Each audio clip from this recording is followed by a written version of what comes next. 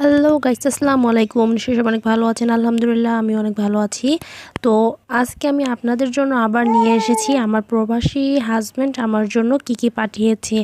আর আমাদের প্রবাসী হাসব্যান্ড আমাদের জন্য কতটা কষ্ট করে তা বলে বোঝানোর মতো না। আমাদের মুখে একটু হাসি দেখার জন্যই আসলে তারা এত কষ্ট করে থাকে। তো এই প্রোডাক্টগুলো পাঠানোর ক্ষেত্রে তার অনেকটা কষ্ট পোহাতে হয়েছে, সেগুলো আমি আপনাদের সঙ্গে শেয়ার করছি। তার আগে দেখিয়ে নিচ্ছি এখানে কি কি আছে।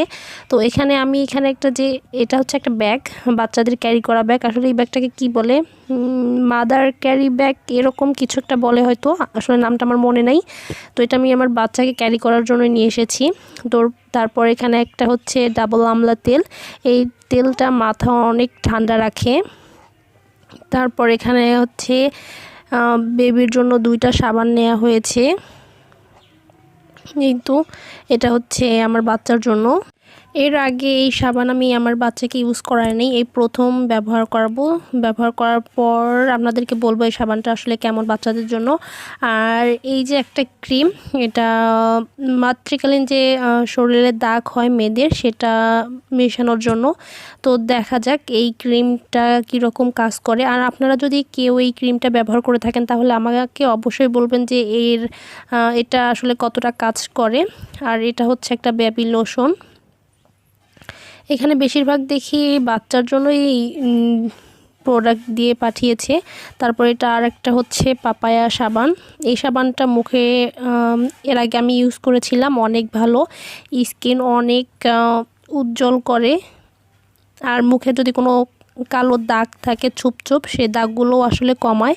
এর আগে ব্যবহার করে দেখেছিলাম। আর এখানে একটা হচ্ছে মিল্ক সোপ। আর এটা হচ্ছে এই সাবানটা আমি সবসময় ব্যবহার করি, তো এটাও খুব ভালো একটা সাবান। এরপর হচ্ছে ভ্যাসলিন। এখানে দুটো ভ্যাসলিন দেখতে পাচ্ছি, দুই রকম। আর এরপরে এটা হচ্ছে একটা নিভিয়া লোশন, এটা হচ্ছে শীতের জন্য। আর এখানে 2 রকমের মলম নেওয়া হয়েছে, একটা হচ্ছে ঝান্ডুমা বাম আর একটা হচ্ছে মুভ। আমি সবসময় মুভটা ইউজ করি, এবার ঝান্ডুবাম প্রথম পাঠিয়েছে। আর এই যে আরেকটা।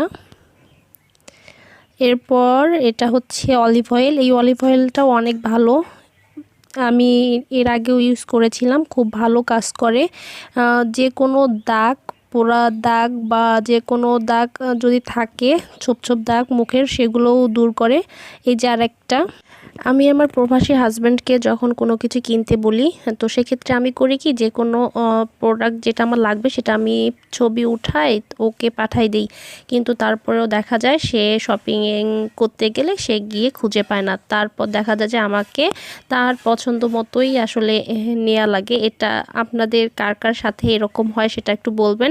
আমার কাছে তখন এত বিরক্ত লাগে যে আমি যেটা চাচ্ছি সেটা পাচ্ছি না, আর ও যেটা কিনে দিচ্ছে সেটা দেখা যাচ্ছে যে আমার মন মতো হচ্ছে না। তবে আলহামদুলিল্লাহ ও যেগুলো কেনে আমার পছন্দেই বেশিরভাগ কেনে, কিন্তু দেখা যায় যে তারপরও যেটা আমি চাচ্ছি কিন্তু সেটা পাচ্ছি না, এর পরিবর্তে আর একটা আসতিছে। তো এখানে 3টা ডাব সাবান ছিল। এই ডাব সাবানগুলোর একটা সুবিধা, এই ডাব সাবানগুলো ইউজ করার পর বেশিরভাগ ক্ষেত্রে কন্ডিশনার ইউজ করতে হয় না, আমার প্রয়োজন পড়ে না আর কি। এখানে আরেকটা ছিল মিন্টোস। আর এই যে এটাও একটা সাবান, এইটার ভিতরে 4 পিস করে থাকে, তার মানে 8 পিস সাবান দেয়া আছে এখানে। তো যখন দেখা যায় যে সে কোনো কিছুই খুঁজে পাচ্ছে না শপিং করতে গিয়ে, তখন বলা লাগে যে ঠিক আছে তুমি যেটা তোমার পছন্দ হয় সেটাই কেনো। আর শেষ পর্যন্ত ওর পছন্দেই আসলে বেশিরভাগ শপিং করা হয়। আর এটা হচ্ছে একটা মাস্ক, এই মাস্কটা অনেক ভালো। আর এখানে একটা হচ্ছে ডাব ময়শ্চারাইজার ক্রিম। এই হচ্ছে আমার প্রবাসীর কিছু শপিং, আমাদের জন্য কিছু প্রোডাক্ট পাঠিয়েছে। তো এইগুলো পাঠানোর জন্য তাকে যে কত কষ্ট পোহাতে হয়েছে সেটা আসলে বলে বোঝানোর মতো না।